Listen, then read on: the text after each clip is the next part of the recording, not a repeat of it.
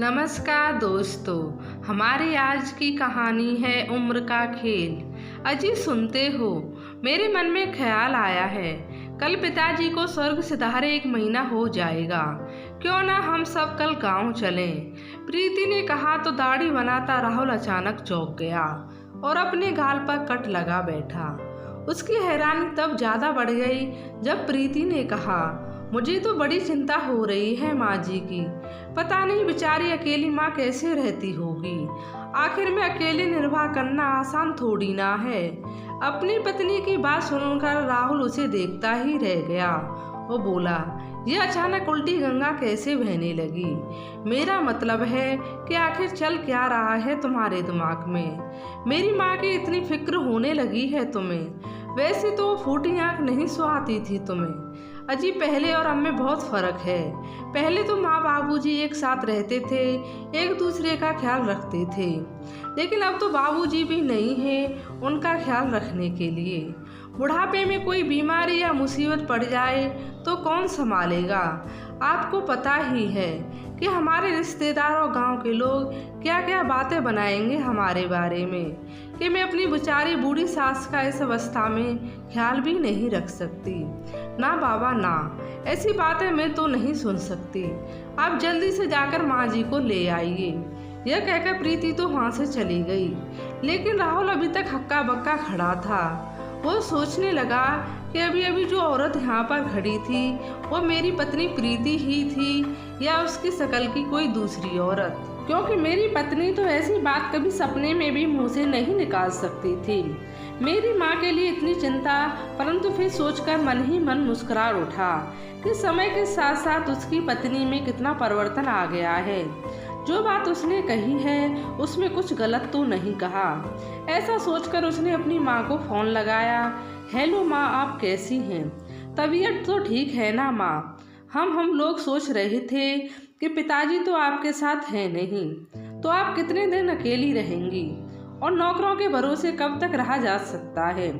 क्यों ना आप हमारे साथ ही आकर रहें। अपने पुत्र की बात सुनकर बबीता जी बोली, बेटा राहुल, मैं जानती हूँ तुम्हें मेरी कितनी चिंता है, बहुत ख्याल रखते हो तुम मेरा, परंतु यह बात भी किसी से छुपी नहीं है कि तुम्हारी पत्नी प्रीति का व्यवहार मेरे लिए अच्छा नहीं है। तुम्हारी बाबूजी की पेंशन तो मुझे मिलती ही है और इस उम्र में सम्मान से जीना चाहती हूँ, इसलिए बेहतर होगा कि तुम मुझे यहीं रहने दो। माँ के मुंह से पेंशन की बात सुनकर राहुल का दिमाग ठनका। सोचने लगा कहीं प्रीति माँ को मिलने वाली पेंशन के पैसों के लालच में तो उसकी माँ को अपने पास नहीं बुला रही। नहीं, प्रीति इतनी भी बुरी नहीं हो सकती। अपने माँ मन को समझाते हुए राहुल अपनी माँ से कहने लगा, माँ आपके अकेलेपन में मैं आपका साथ देना चाहता हूँ। मैं भरोसा दिलाता हूँ कि यहाँ आपकी इज्जत में कोई कमी नहीं होगी। जहाँ तक सवाल है आपकी बहू का, तो यह आपकी बहू की ही सोच है कि अब हमें आपका ध्यान रखना चाहिए। उसका व्यवहार बिल्कुल बदल गया है, अब उसे आपकी चिंता होती है। बेटे की बात सुनकर बबीता जी बोली, बेटा यह तो बहुत अच्छी बात है। चलो अच्छा है, कम से कम उसने मेरे बारे में तो सोचा, तो इससे ज़्यादा एक बूढ़ी माँ और क्या मांगती है। फिर राहुल बोला, माँ जी अब यह तय हो गया कि आप हमारे साथ ही रहेंगी। आखिर आपको भी तो अपने पोता पोती के साथ समय बिताने का, लाड लड़ाने का मौका मिलना चाहिए। फिर उन्हें भी तो आपकी ज़रूरत है। इस समय प्रीति भी अपने कमरे से बाहर आई और राहुल से फ़ोन लेते हुए बोली, माँ जी हमें भी अपनी सेवा का मौका दीजिए। आप खुद ही सोचिए लोग क्या कहेंगे कि बेटा बहू के होते हुए भी माँ को नौकरों के भरोसे छोड़ रखा है। आखिर अपने तो अपने ही होते हैं। प्रीति की शहर में डूबी बातें सुनकर बबीता जी के मन को तसल्ली हुई और उन्होंने अपने बेटे बहू के साथ रहने के लिए हाँ कर दी। बबीता जी से फ़ोन पर बात करने के अगले दिन ही प्रीति और राहुल उनके गांव पहुंच गए और बबीता जी को अपने साथ ले जाने की तैयारी करने लगे। जो भी कीमती सामान था वह सब संभाल कर प्रीति अपने पति से कहने लगी, माँ बाबूजी के जितने भी ज़रूरी कागजात होंगे वो साथ ले चलिएगा। मैं तो कहती हूँ कि मकान को किराए पर चढ़ा देते हैं, ताकि साफ सफाई भी होती रहेगी और महीने की एक निश्चित कमाई भी आती रहेगी। प्रीति की बात सुनकर राहुल ने कहा, इसका फैसला मैं नहीं कर सकता, केवल माँ ही तय करेगी कि उन्हें घर का क्या करना है। आखिर यह घर उनका है। मैं तो बस इतना चाहता हूँ कि उनका बुढ़ापा सुख में बीते और पूरे सम्मान के साथ बीते। प्रीति की बात पर बबीता जी ने भी सहमति जताई और मकान को किराए पर दे दिया। मकान बड़ा था, इसलिए किराया भी अच्छा खासा मिल रहा था। आखिरकार बबीता जी प्रीति और राहुल के साथ शहर में उनके घर में आ गए। बबीता जी का जीवन एकदम से बदल गया था। उन्हें लगा कि जैसे पति के साथ उनके 40 साल की जमी जमाई गृहस्थी भी छूट गई और अपना घर भी। गांव में तो आस पड़ोस और सहेलियां भी हर सुख दुख में साथ रहते थे, परंतु यहाँ महानगर में उन्हें एक अधूरापन सा लगता था। लेकिन फिर भी अपने बेटे और पोता पोती का साथ पाकर भी खुश थी। कुछ दिन तो सब कुछ अच्छा चलता रहा। बबीता जी की खूब सेवा होती थी। उनका पोता दीपू भी दादी दादी करते नहीं थकता था। अपनी दादी का साथ पाकर दीपू भी बहुत खुश रहने लगा था और बबीता जी 2 साल की अपनी नन्ही पोती को भी संभाल लिया करती थी। बबीता जी ने आते ही घर का सारा काम संभाल लिया था और हर काम में बहू की मदद भी कर दिया करती थी। उधर धीरे धीरे प्रीति ने घर के कामों से पल्ला झाड़ लिया। अक्सर प्रीति टीवी देखती रहती या शरीर में दर्द का बहाना बनाकर आराम करने लगती और दिन भर खाना बनाने से लेकर बर्तन साफ करने तक का सारा काम बबीता जी को करना पड़ता था। ऊपर से कोई ना कोई फरमाइश भी कर देती थी कि माँ जी आपके हाथ का शाही पनीर बहुत अच्छा बनता है, आज बहुत मन कर रहा है कि आप बना देंगी। बबीता जी इस काम में भी कोई आलस नहीं करती थी। इस बात से उन्हें कोई तकलीफ नहीं होती थी। एक दिन जब काम वाली बाई के ना आने के कारण बबीता जी पूरे घर की साफ सफाई कर रही थी। प्रीति अपने फोन में मस्त थी। सफाई करते करते बबीता जी ने देखा कि नन्ही गुड़िया अचानक फर्श पर फिसलकर गिर गई और रोने लगी। बबीता जी दौड़ी दौड़ी आई और उसे उठाकर अपने गले से लगा लिया। यह देखते ही प्रीति ने फोन काटते हुए जोर जोर से चिल्लाना शुरू कर दिया, माँ आपने बिना हाथ धोए गुड़िया को कैसे छू लिया? आपको पता है ना, इससे इन्फेक्शन हो जाता है। इतना कहते हुए उसने अपनी गुड़िया को उठाया और कमरे में ले गई। बबीता जी हैरानी से अपनी बहू को देखती रह गईं। उस दिन के बाद बहू ने कभी अपनी नन्ही गुड़िया को दादी के पास तक नहीं आने दिया। आए दिन प्रीति उनके किस काम में कोई न कोई कमी निकालने लगती। यह बातें बबीता जी को अंदर ही अंदर खाने लगी थी। राहुल को भी कभी कभी मन ही मन महसूस होता था कि उसके घर आने के बाद उसकी माँ को बहुत ज़्यादा काम करना पड़ता है। इसलिए उसने अपनी पत्नी से भी कहा कि माँ की उम्र हो गई है, इसलिए उनसे ज़्यादा काम मत करवाया करो, अब उनके आराम करने के दिन हैं। इस पर प्रीति बोली, माँ जी को इस उम्र में और क्या काम है, पूरे दिन तो खाली बैठी रहती हैं। थोड़ा बहुत हाथ पैर चलते रहेंगे तो उनके लिए ही अच्छा है, और फिर मैं उन्हें कौन सा पहाड़ तोड़ने के लिए कह देती हूँ, घर का थोड़ा बहुत काम ही तो करती हैं। उसकी यह बात सुनकर राहुल चुप रह गया। बबीता जी ने बेटा बहू की बातें सुन ली थी, लेकिन वह उनसे कुछ नहीं कहना चाहती थी, क्योंकि वो दोनों के बीच कलह का कारण नहीं बनना चाहती थी। एक दिन जब राहुल अपने ऑफिस के लिए निकल रहा था तो बबीता जी ने उसे अपनी दवाइयाँ की पर्ची देते हुए कहा, बेटा मेरी कुछ दवाइयाँ हैं, रात को लेते आना। राहुल सिर हिलाकर चला गया। उस समय तो उनकी बहू प्रीति ने कुछ नहीं कहा, लेकिन पति के जाने के बाद वो अपनी सासू माँ से कहने लगी, माँ जी बुरा ना मानो तो एक बात कहूँ, आपके आने के बाद हमारे घर के खर्चे बढ़ गए हैं, लेकिन आपकी बेटे की तनख्वाह तो इतनी ही है ना, इस मकान की किस्त भी जाती है, तो क्यों ना आप गांव वाले मकान का किराया और बाबूजी की पेंशन हमें दे दिया करें, ताकि हम इस मकान की किस्त चुका सकें। बहू की बात सुनकर बबीता जी मन ही मन सोचने लगी कि मैं भी कितनी बेवकूफ़ थी। अपनी बहू को इतनी अच्छी तरह से जानते हुए भी मैं सोच भी कैसे लिया कि मेरी बहू के व्यवहार में परिवर्तन हो गया है और वो मुझे मेरी बुढ़ापे में इज्जत भरी जिंदगी देकर मेरी सेवा करेगी। परंतु फिर उनके मन में ख्याल आया, यदि बेटे को पैसे की जरूरत है तो देने में कोई हर्ज तो नहीं है। इसलिए उन्होंने मकान का किराया और पेंशन देने के लिए हाँ कर दी। एक दिन बबीता जी घर की बालकनी में बैठी हुई थी। बालकनी से सामने पार्क दिखता था।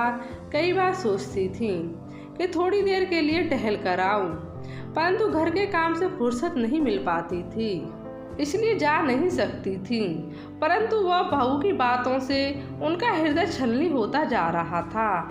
इसलिए बिना काम की परवाह किए वो शाम के समय पार्क में टहलने चली गई और शाम को 7 बजे के करीब घर वापस आई। आकर देखा तो बहू किसी से फोन पर बात कर रही थी और फोन में इतनी मशगूल थी कि उसे किसी के आने की आहट भी नहीं सुनाई दी। इस समय बबीता जी के कानों में बहू की आवाज पड़ी। बहू हंसते हुए अपनी माँ को फोन पर कह रही थी, अरे माँ, मेरी प्यारी माँ, आपका आइडिया तो काम कर गया। अब तो घर का सारा काम मेरी सास ने ही संभाल रखा है। खाना बनाने से लेकर बर्तन धोने तक, यहाँ तक कि मेरे कपड़े धोने का काम भी मेरी सास ही करती है। अब मुझे कुछ भी काम नहीं करना पड़ता। और तो और गांव वाले मकान का किराया और बाबूजी की पेंशन भी मेरे हाथ में आने लगी है। आपकी बेटी की तो अब ऐसी ऐसे हैं। बहू की बात सुनकर बबीता जी हैरान रह गईं। वो अंदर तक टूट चुकी थीं। आज उन्हें अपना घर छोड़कर शहर में आने का पछतावा हो रहा था। एक दिन तो किया कि वापस अपने गांव वाले घर में चली जाऊं, परंतु मकान तो किराए पर चढ़ चुका था, जिसका 11 महीने का कॉन्ट्रैक्ट था। उदास होकर बबीता जी सोचने लगी, क्या मेरा इस घर में यही महत्व था? क्या बुढ़ापे में मेरी जिंदगी का केवल इतना ही वजूद है? क्या मेरी हैसियत में है या काम वाली बाई जितनी है? अब तक मैं केवल बहू की सहायता के लिए ही घर का काम कर दिया करती थी, लेकिन वो मेरे बारे में ऐसा सोचती है, इसकी तो मैंने कभी कल्पना भी नहीं की थी। बबीता जी का मन उचाट सा रहने लगा। भले ही उनकी उम्र हो गई थी, लेकिन जीवन के प्रति उनके मन में उमंग थी। परंतु केवल बहू को तकलीफ ना हो, यह सोचकर उन्होंने स्वयं को घर तक सीमित कर लिया था। परंतु अब उन्होंने सोच लिया था कि वो अपनी जिंदगी अपनी तरीके से जीना शुरू करेंगी। अब बबीता जी रोजाना पार्क जाने लगी थीं और काफी लोगों से जान पहचान भी कर चुकी थीं। एक दिन पार्क में उन्हें पड़ोस में रहने वाली भावना मिली। विलन स्वभाव की बबीता जी तुरंत ही उससे घुल मिल गईं। बातों ही बातों में भावना ने बताया कि उसकी सास की मृत्यु 1 महीने पहले ही हुई थी। उसके बच्चे अभी छोटे थे, आसपास कोई डे केयर भी नहीं था, इसलिए उन्हें कहीं छोड़ने का हिसाब नहीं बन पा रहा था, जिस कारण वो 1 महीने से नौकरी पर नहीं जा पा रही। इस सब के कारण भावना काफी परेशान थी। उसकी बात सुनकर बबीता जी ने कहा, बेटा, अगर ऐतराज ना हो तो मैं तुम्हारे बच्चों को संभाल सकती हूँ। भावना ने पूछा, आप कहाँ रहती हैं? आप कौन हैं? तभी बबीता जी के मुंह से एकदम निकला, मैं बबीता हूँ, मेरे पति। फिर एकदम ध्यान आया और कहने लगी, फिर सामने वाली बिल्डिंग में रहती हूँ। मैं प्रीति की सास हूँ। मेरा बेटा राहुल बिजली विभाग में काम करता है। बबीता जी से बात करते तो जैसे भावना की मुराद ही पूरी हो गई और बबीता जी अपने जीवन को नई दिशा देना चाहती थीं और लोगों से मिलजुल कर उन्हें अच्छा लगता था, इसलिए उन्होंने यह काम करने का मन बना लिया था। अगले दिन ही भावना अपने बच्चों को बबीता जी के पास छोड़कर नौकरी पर चली गई। बबीता जी जब बच्चों को अंदर लेकर आई तो प्रीति यह सब देखकर हैरान रह गई।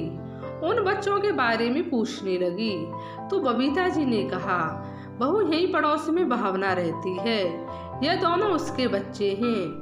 उसके घर में बच्चे संभालने के लिए कोई नहीं है, जिस कारण वो नौकरी पर नहीं जा सकती थी। मेरा दिन भर मन नहीं लगता था, बोर हो जाती थी, इसलिए सोचा कि मैं इन दोनों बच्चों को संभाल लेती हूँ। मेरा समय भी अच्छा बीत जाएगा और कुछ पैसे भी आ जाएंगे।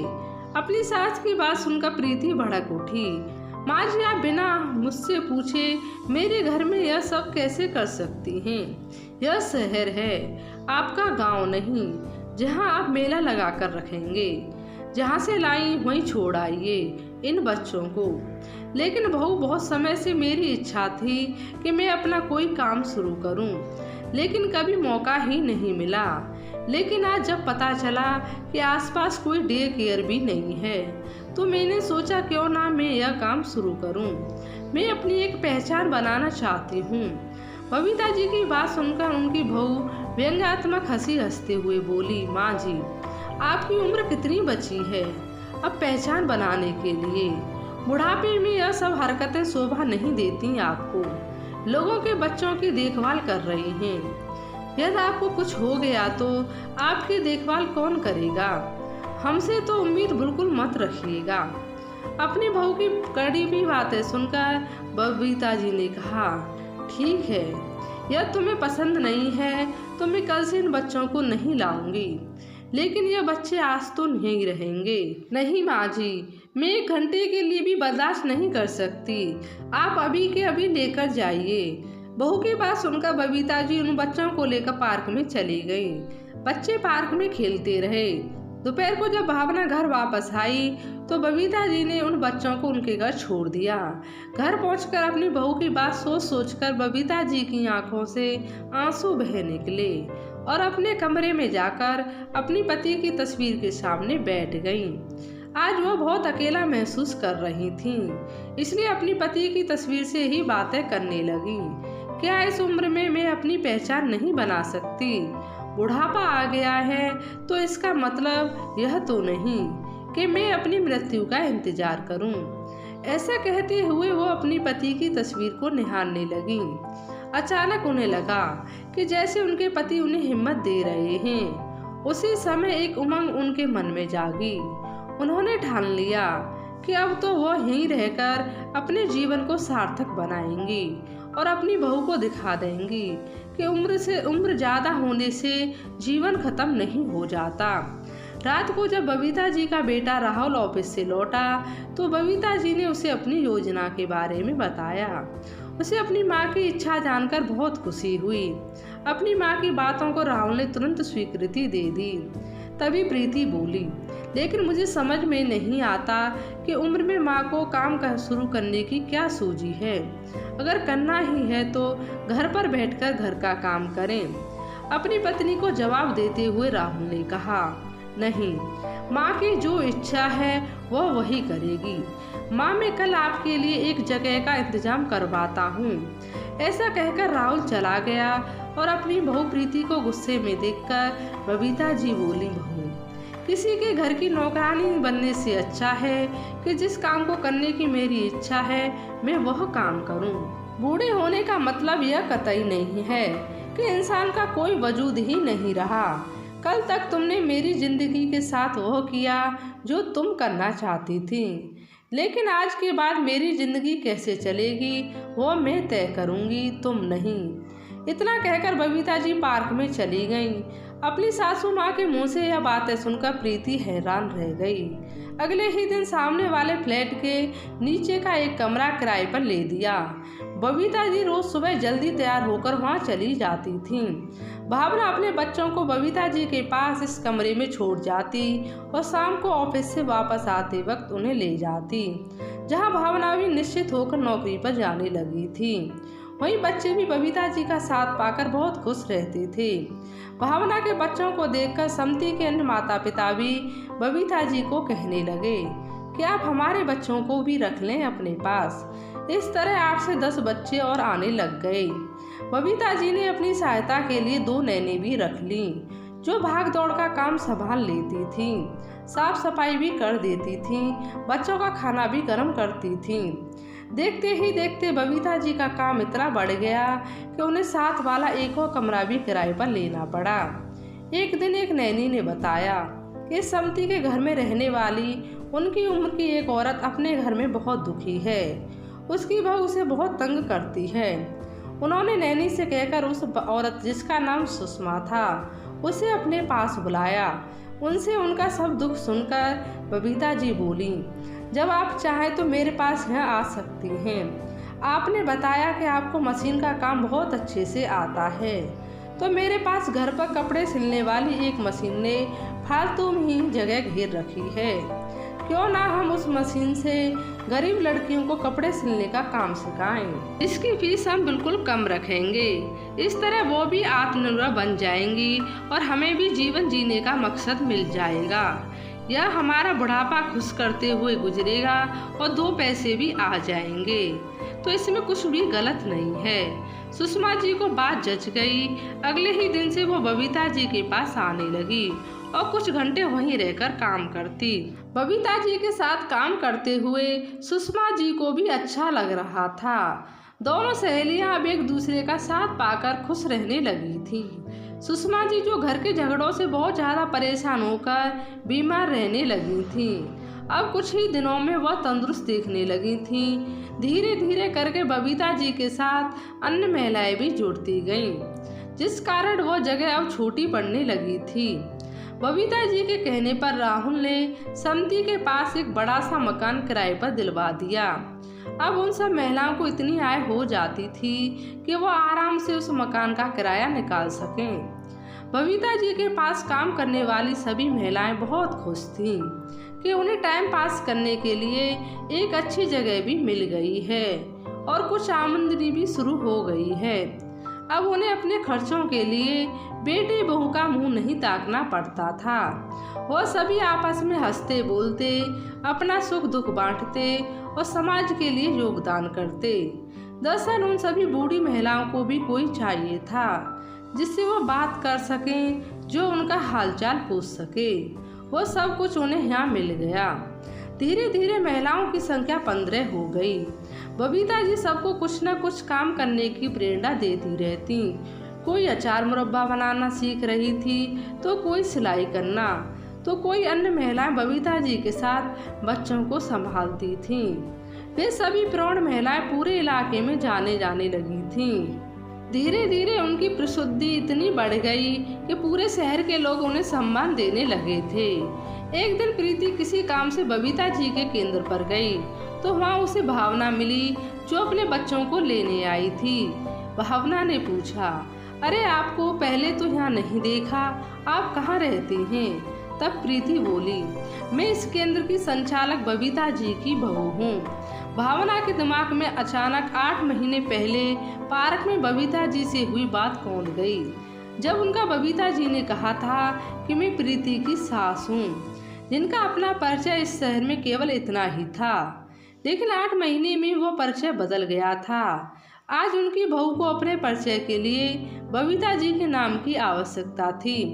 आज बबीता जी ने साबित कर दिया था कि उम्र केवल एक संख्या है और यदि जीवन को नहीं दिशा देने का जज्बा मन में हो तो सारी अड़चन छोटी पड़ जाती हैं। और यह आज की युवा पीढ़ी बबीता जी के बेटे राहुल की तरह अपने बुजुर्गों का साथ दे, तो वे भी प्रेरणा की नई मिसाल कायम कर सकते हैं। इस एक छोटे से कदमों से हमारे बुजुर्गों का बुढ़ापा सार्थक हो जाएगा। दोस्तों, आपको यह कहानी कैसी लगी? लाइक और कमेंट करके ज़रूर बताएं और चैनल को सब्सक्राइब करना बिल्कुल भी ना भूलें। धन्यवाद।